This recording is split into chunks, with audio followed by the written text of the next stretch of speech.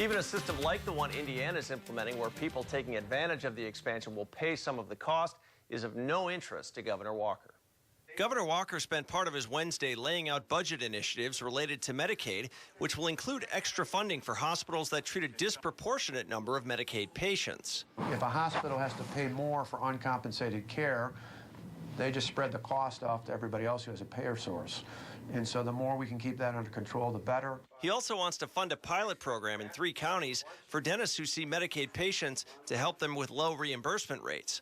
But on the subject of accepting Obamacare Medicaid expansion to cover people who live just above the poverty level, the governor's answer remains the same. No. He cites current problems with reimbursement rates for doctors as a prime example why, claiming they came to his office for extra funding. A significant multi-million-dollar increase to offset the amount of money that the Obama administration is shortchanging physicians.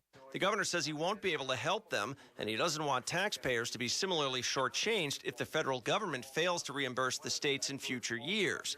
But healthcare advocates say it's the poor who Walker is truly shortchanging.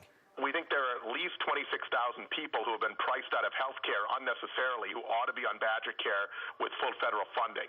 And they believe that decision is purely political. It appears to be his political calculation, even though you have other governors like Kasich in Ohio, like Pence in Indiana, who are running for president, who are taking the money. Now, here, people just above the poverty level must buy plans in the federal marketplace, but Craig and others say even with government subsidies, many cannot afford those monthly premiums.